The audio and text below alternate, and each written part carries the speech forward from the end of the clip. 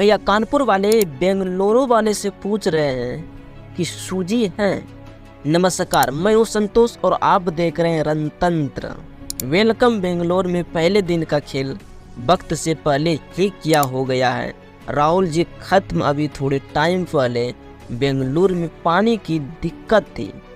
उससे पहले अगर आप पैसों से ज़्यादा आप अपनी माँ से प्यार करते हैं तो चैनल को सब्सक्राइब करके कमेंट में लव यू माँ पापा अवश्य पूरा करेंगे। तो पूरे शहर को आरसीबी फेस के आंसू उधार लेकर काम चलाना भी पड़ रहा था। लेकिन आज बेंगलुरु में इतनी बारिश हुई है कि न्यूजीलैंड के खिलाफ पहले दिन एक भी गेंद फेंकी नहीं जा सकी। आप ये सोचो कि 9 बजे जब टॉस हो जाना चाहिए था तब तक टीम इंडिया होटल में ही थी, क्योंकि इन्होंने देख लिया था कि जिन बादलों को लगा कि गांव में पानी बरसना चाहिए था वो बादल बेंगलुरु में पार्टी कर रहे थे।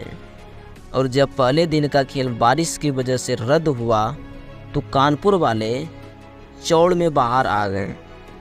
उनका सवाल था कि अभी 2-3 हफ्ते पहले जो पूरा देश में कानपुर ग्रीन पार्क की खराब व्यवस्था पर सवाल उठा रहा था वो अब कहाँ है, क्योंकि अब बेंगलुरु की खराब व्यवस्था पर बात नहीं हो रही है। कानपुर के टाइम तो यह बातें शुरू हो गई थी कि अब कानपुर को दोबारा मैच नहीं मिलने चाहिए। विराट कोहली के पुराने बयान वायरल भी हो गए थे, जहाँ कोहली ने कहा था कि इस देश में सिर्फ 5 जगह टेस्ट मैच खेले जाने चाहिए।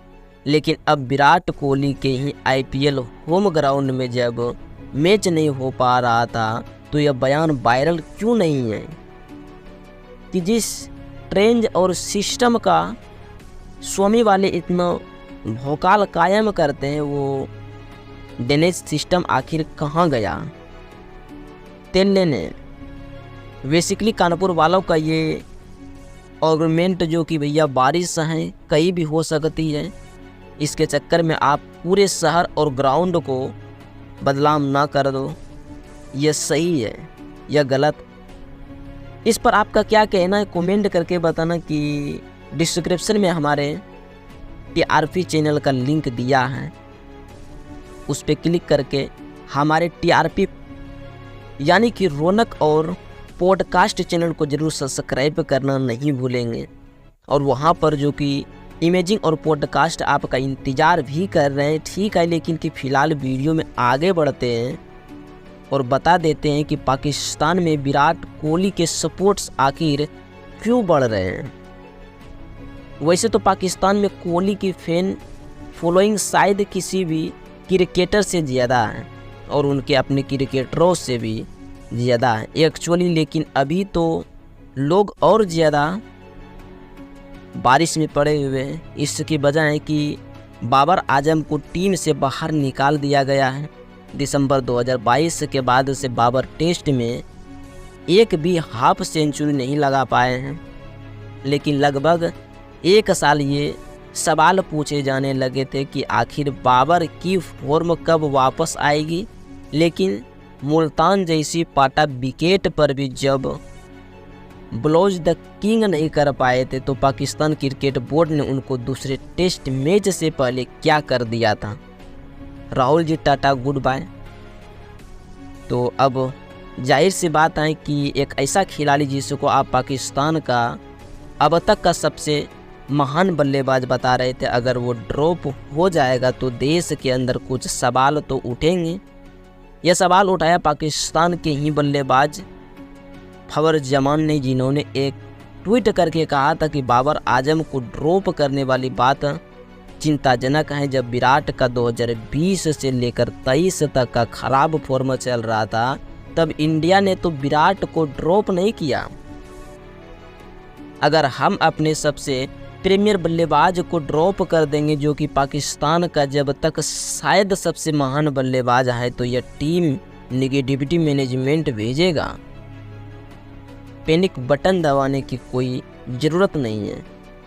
हमें अपने प्रीमियर खिलाड़ियों का ख्याल रखना, ऐसा परख ने बोला था। और परख ने ट्वीट करके जो कि फ़ौरन बाद में हिंदुस्तान और पाकिस्तान में ही एकता का 1947 से पहले इन लोगों के फर्क जवान को कायदे में समझा दिया था कि भाई छुजुद्दर की तरह जो कि भाई सिमिली कहाँ सजा रहा था, भोज कहाँ, गुंग कहाँ, तिल इंडिया लोगों का जो कहना था कि भाई तुझे बाबर आजम ने ड्रॉप करने का कुछ लिखना भी नहीं आता है, उसमें विराट को लाने का क्या ज़रूरत है, जबकि पाकिस्तान ने पूरा चट्टा निकाल दिया था और कहा कि 2020-2022 तक जो ज़माना जिस टाइम की बात कर रहे हैं उस टाइम या तो उस दौरान विराट कोहली का ऑस्ट्रेलिया में 40 का एवरेज था, साउथ अफ्रीका में 40 से भी ज़्यादा एवरेज था, इंडिया दूर ऑफ ऑस्ट्रेलिया से सबसे ज़्यादा रन कोहली के, इंग्लैंड दूर ऑफ इंडिया में सबसे ज़्यादा रन था। कोहली कहते जिसको कोल खराब दौर की बात जमाना कर रहे हैं, उसमें विराट कोहली के बल्ले से सिर्फ सेंचुरी नहीं आई थी बल्कि 60-70 रन तो विराट आराम से मार ही लेंगे और मार भी रहे थे। पाकिस्तानों को कहना है कि परख असल जो है दूसरे हसन अली बनना तो चाह रहे हैं और कहना भी चाह रहे हैं कि किंग कर लेगा, क्या कर लेगा, लेकिन कि हसन अली और चालक इंसान जो हैं उसने ये सब कुछ बता दिया है कि बाबर आजम के पतान थे, बाबर आजम खुशमद करके हसन अली को फ़ायदा हो गया है, लेकिन कि फ़खर जमान जो है कोई फ़ायदा होने वाला नहीं है। तो फ़खर भाई ने ऐसा काम कर दिया है कि 2 देश में मिलाकर गाली दी जा रही है उनको, और उनको कहा भी जा रहा है कि कोहली और बाबर को एक स्टेट से जो कि एक साथ मेंशन करना भी इस जगत का सबसे बड़ा गुनाह है।